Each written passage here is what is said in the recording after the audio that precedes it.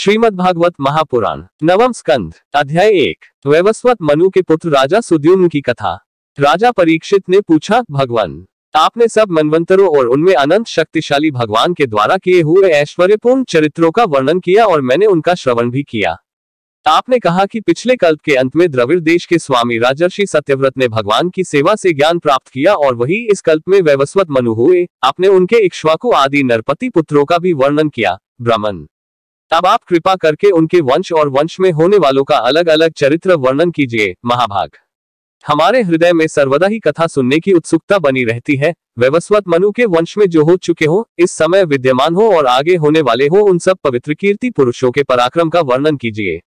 सूत जी कहते हैं, शनकादि ऋषियों ब्रह्मादि ऋषियों की सभा में राजा परीक्षित ने जब यह प्रश्न किया, तब धर्म के परम मर्मज्ञ भगवान श्री सुखदेव जी ने कहा। श्री सुखदेव जी कहते हैं, परीक्षित, तुम मनु वंश का वर्णन संक्षेप से सुनो। विस्तार से तो सैकड़ों वर्ष में भी उसका वर्णन नहीं किया जा सकता। जो परम पुरुष परमात्मा छोटे बड़े सभी प्राणियों के आत्मा है, प्रलय के समय केवल वही थे। यह विश्व तथा और कुछ भी नहीं था। महाराज, उनकी नाभि से एक सुवर्ण कमलकोश प्रकट हुआ, उसी में चतुर्मुख ब्रह्मा जी का आविर्भाव हुआ। ब्रह्मा जी के मन से मरीचि और मरीचि के पुत्र कश्यप हुए। उनकी धर्मपत्नी दक्षनंदिनी अदिति से विवस्वान सूर्य का जन्म हुआ। विवस्वान की संज्ञा नामक पत्नी से श्राद्धदेव मनु का जन्म हुआ। परीक्षित, परममनस्वी राजा श्राद्धदेव ने अपनी पत्नी श्रद्धा के गर्भ से 10 पुत्र उत्पन्न किए। उनके नाम थे इक्ष्वाकु, नृग, शर्याति, दिष्ट, धृष्ट, करुष, नरुष्यंत, पृषध्र, नभग और कवि।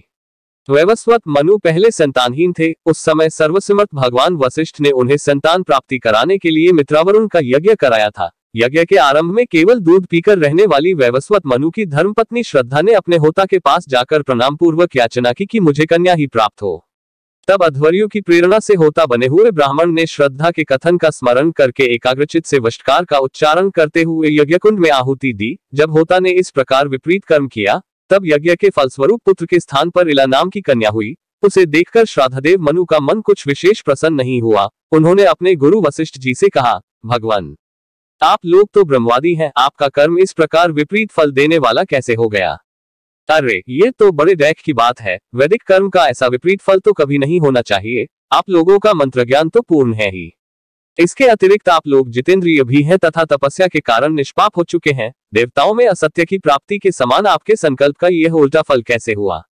उद्धरण, परीक्षित, हमारे वृद्ध पितामह भगवान वशिष्ठ ने उनकी यह बात सुनकर जान लिया कि होता ने विपरीत संकल्प किया है। इसलिए उन्होंने वैवस्वत मनु से कहा, राजन, तुम्हारे होता के विपरीत संकल्प से ही हमारा संकल्प ठीक ठीक पूरा नहीं हुआ। फिर भी अपने तप के प्रभाव से मैं तुम्हें श्रेष्ठ पुत्र दूंगा। परीक्षित, परमेश्वरी भगवान वशिष्ठ ने ऐसा निश्चय करके उसिला नाम की कन्या को ही पुरुष बना देने के लिए पुरुषोत्तम नारायण की स्तुति की। सर्वशक्तिमान भगवान श्रीहरि ने संतुष्ट होकर उन्हें मुंहमांगा वर दिया, जिसके प्रभाव से वह कन्या ही सुद्युम्न नामक श्रेष्ठ पुत्र बन गई। महाराज, एक बार राजा सुद्युम्न शिकार खेलने के लिए सिंधु देश के घोड़े पर सवार होकर कुछ मंत्रियों के साथ वन में गए। वीर सुद्युम्न कवच पहनकर और हाथ में सुंदर धनुष एवं अत्यंत अद्भुत बाण लेकर हरिणों का पीछा करते हुए उत्तर दिशा में बहुत आगे बढ़ गए। अंत में सुद्युम्न मेरु पर्वत की तलहटी के एक वन में चले गए। उस वन में भगवान शंकर पार्वती के साथ विहार करते रहते हैं। उसमें प्रवेश करते ही वीरवर सुद्युम्न ने देखा कि मैं स्त्री हो गया हूँ और घोड़ा घोड़ी हो गया है। परीक्षित, साथ ही उनके सब अनुचरों ने भी अपने को स्त्री रूप में देखा। वे सब एक दूसरे के मुंह देखने लगे। उनका चित्त बहुत उदास हो गया। राजा परीक्षित ने पूछा, भगवान, उस भूखंड में ऐसा विचित्र गुण कैसे आ गया? किसने उसे ऐसा बना दिया था? आप कृपा कर हमारे इस प्रश्न का उत्तर दीजिए, क्योंकि हमें बड़ा कौतूहल हो रहा है। श्री सुखदेव जी ने कहा, परीक्षित, एक दिन भगवान शंकर का दर्शन करने के लिए बड़े बड़े व्रतधारी ऋषि अपने तेज से दिशाओं का अंधकार मिटाते हुए उस वन में गए। उस समय अंबिका देवी वस्त्रहीन थी। ऋषियों को सहसा देख वे अत्यंत लज्जित हो गईं। झटपट उन्होंने भगवान शंकर की गोद से उठकर वस्त्र धारण कर लिया। ऋषियों ने भी देखा कि भगवान गौरी शंकर इस समय विहार कर रहे हैं, इसलिए वहां से लौटकर वे भगवान नर नारायण के आश्रम पर चले गए।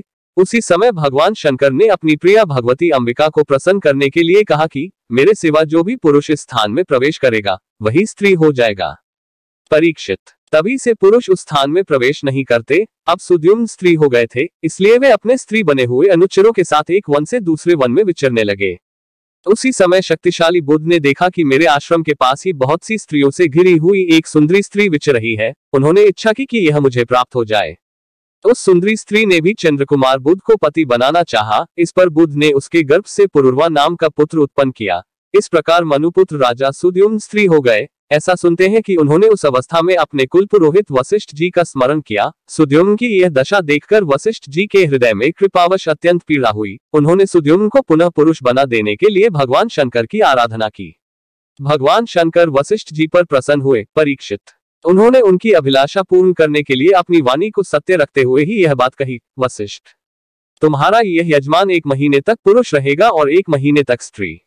इस व्यवस्था से सुद्युम्न इच्छानुसार पृथ्वी का पालन करे। इस प्रकार वशिष्ठ जी के अनुग्रह से व्यवस्था पूर्वक अभीष्ट पुरुषत्व लाभ करके सुद्युम्न पृथ्वी का पालन करने लगे, परंतु प्रजा उनका अभिनंदन नहीं करती थी। उनके 3 पुत्र हुए, उत्कल, गयर और विमल। परीक्षित, वे सब दक्षिणापथ के राजा हुए। बहुत दिनों के बाद वृद्धावस्था आने पर प्रतिष्ठा नगरी के अधिपति सुद्युम्न ने अपने पुत्र पुरुरवा को राज्य दे दिया और स्वयं तपस्या करने के लिए वन की यात्रा की।